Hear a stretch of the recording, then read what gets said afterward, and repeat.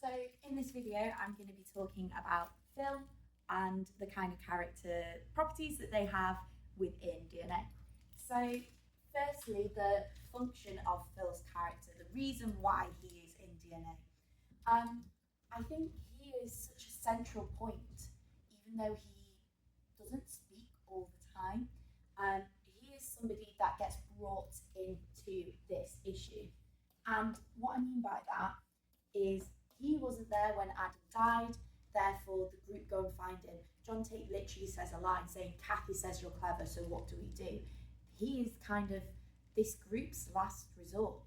And because of his plan and because of how shocking it is to everyone, of how detailed and clever and well thought out it is, they kind of slowly accept him as a leader of the group, especially after John Tate doesn't leave his room afterwards. So because he's become the leader from Act 2, everyone's kind of looking to him, but he's just sat plotting, scheming, not really saying much.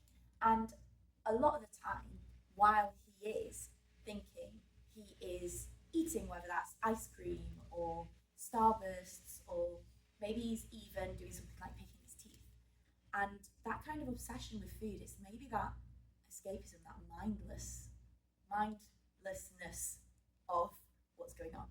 And I think what's really interesting is the fact that when he does speak, it is so impactful.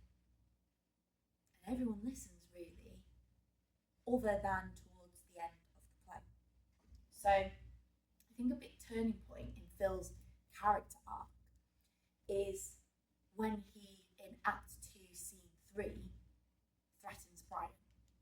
So Brian, at this point, he isn't going to the police station to go and report the postman and all of that. So he's been to the head teacher, he's not going to the police officer. So Jan and Mark grab him, bring them to Phil for Phil to decide what to do. And Phil threatens him, not just in a casual, like, I'll bite your face off or something like John Tate did, but really viciously, targetedly, saying, we'll grab you by the arms, by the legs, we'll swing you onto the grill, you'll drop through, you'll land on Adam's corpse and you'll rot together. So quite like horrible, harsh ways of describing it. And I think Brian instantly believes it. I think Phil's smarter than that. Phil isn't violent in that way. He just knew that if he threatened violence, that Brian would respond. I don't think he had any intent on getting the group to do this, but he knew that that was what the right call was at that moment. He was kind of pushing his limits. Phil's character pushes the limits of what is morally right and what's morally wrong. And he has this kind of power struggle and this protection of the group as this kind of constant cycle throughout all of it of what he can do to help support. So let's pop down here on our board then that he's looking after the group.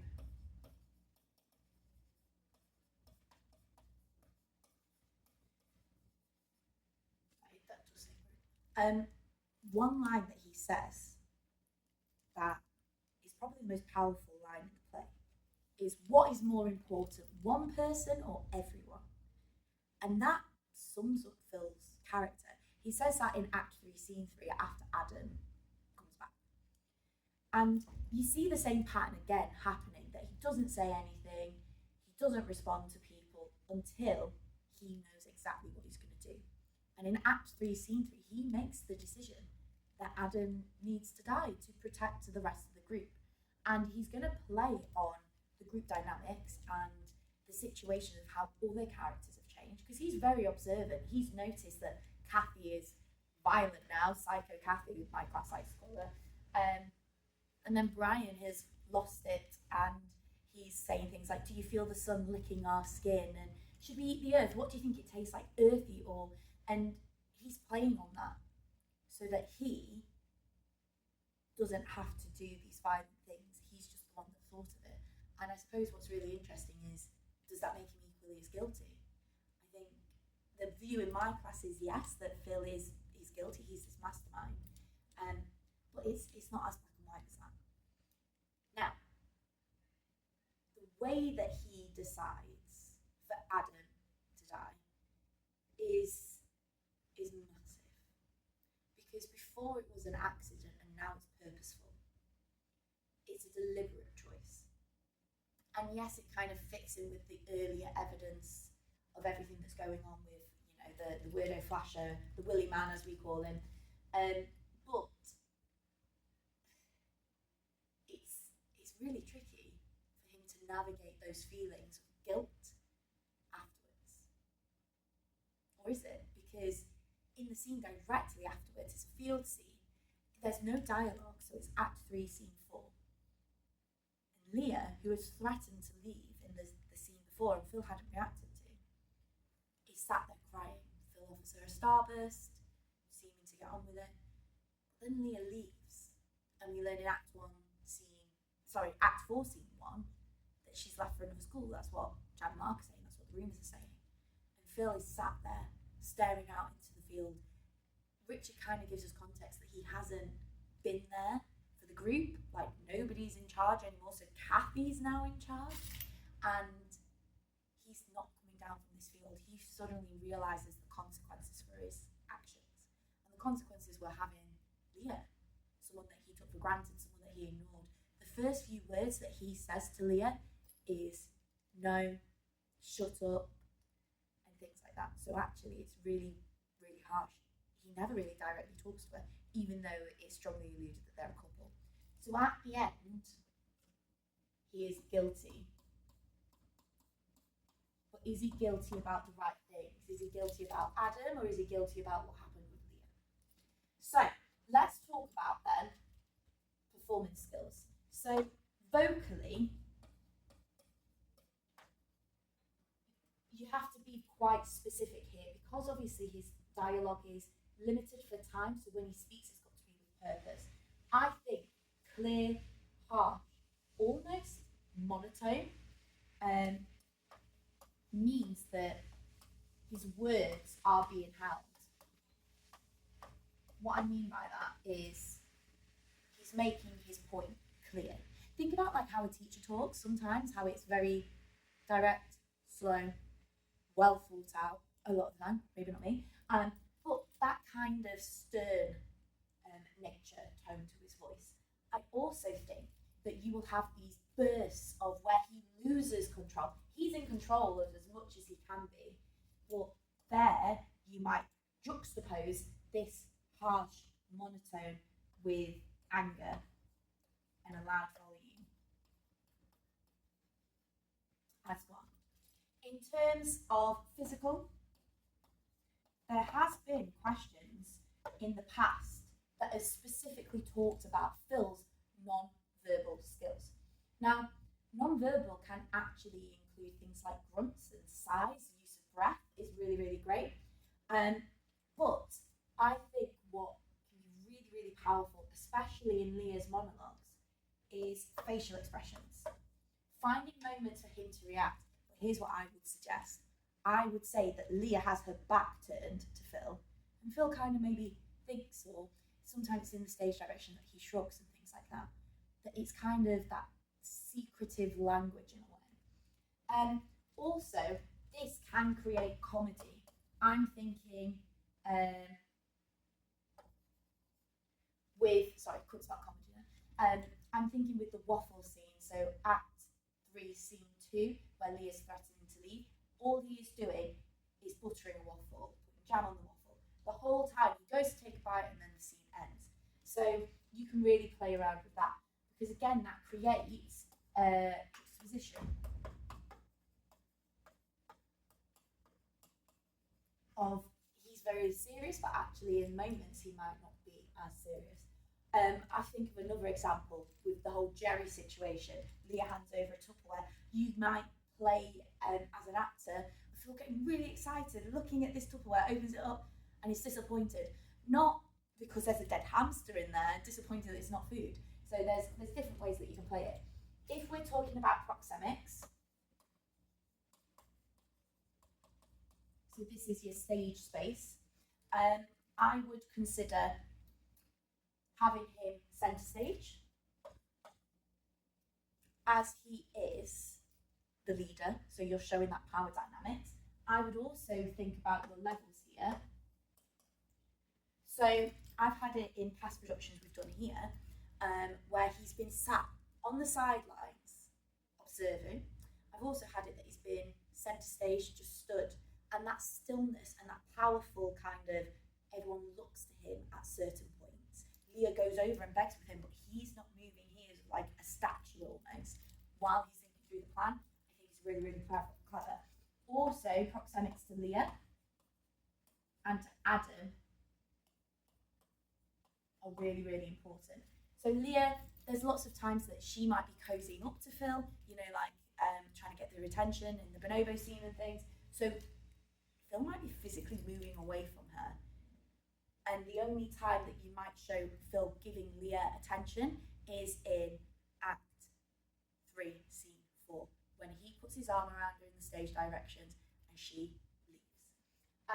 Adam as well, he might be the only one brave enough to go up to Adam. Maybe Leah, depends on your interpretation. So if we're talking design skills now, let's have a think about costume. There's a couple of ways you can play this. I actually have 2 different versions in my head of what I think would work. Firstly, you might reference the fact that there's things like food and stuff like that as well. For props and stage furniture, food is also a massive part of that as well.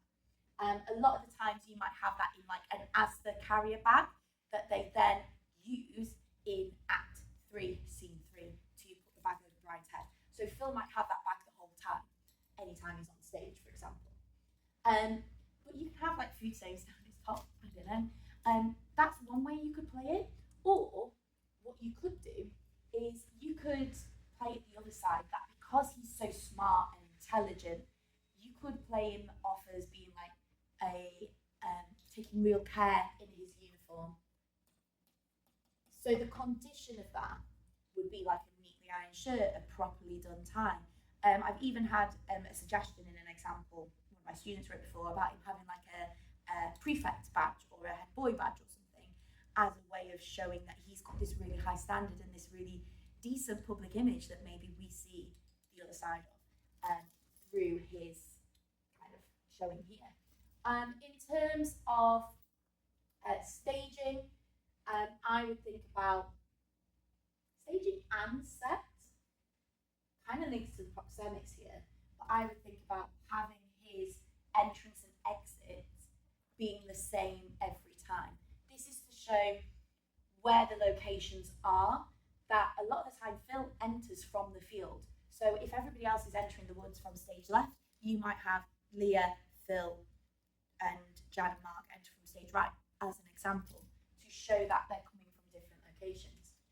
So that's your entrance. If you're thinking sidelines as well, so what the audience can see for staging, it kind of matches with what we were saying about the levels and things, and if you were having him sat, so you could have him, you know, let's say upstage right, so in the back corner on a different level, and he only comes forward when it's his time to speak, and I would have him coming forward.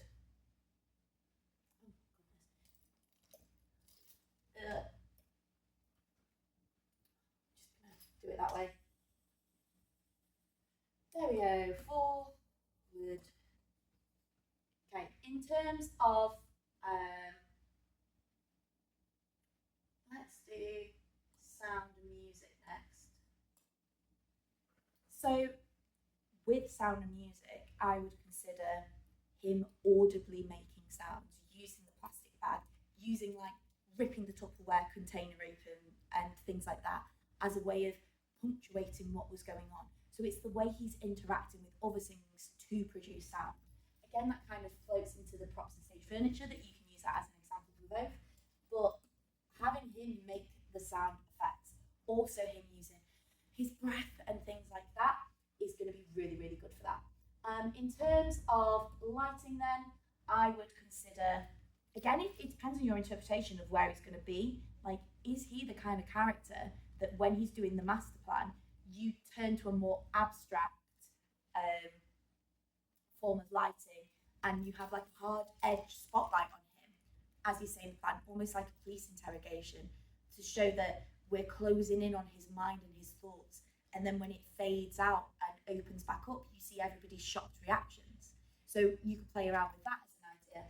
Also, you could do a similar thing with the bag scene later on to make it look like the lights are turning off and we're inside the bag with Brian. But it's also his control that maybe it's focusing on his hands wrapped around Brian's neck with the bag. So I would think about, again, if you're abstract, having a spot. I suppose across a few things, so like costume and props and also lighting, you could think about a colour palette.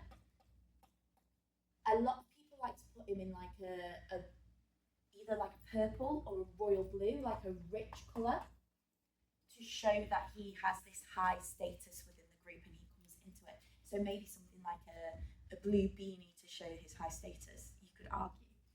But also with the lighting schemes, you could have him, you know, if it's abstract, with a blue wash to help show that too. Also with the field, you can make it look like sunset, sunrise, that kind of thing with the lighting, which is just for him and Leah. What have I missed out? Costume, props, stage furniture, set, staging, sound, music, lighting, and this is embarrassing. I haven't missed one. There we go. I was panicking for no reason, but I thought I missed something. So hopefully that has helped with your understanding of Phil's character. This is going to be the most useful for the 12-mark questions. So directing, acting. If you haven't checked that video out, please go and check that out. It's going to ask you about characterization, and it wants you to reference the character arc, how the character develops throughout the story. So this function section is really good for that, and then this can help you with other questions too. So thank you all very much for watching. Hopefully this revision helps you out for the exam coming up soon. So thanks. Bye.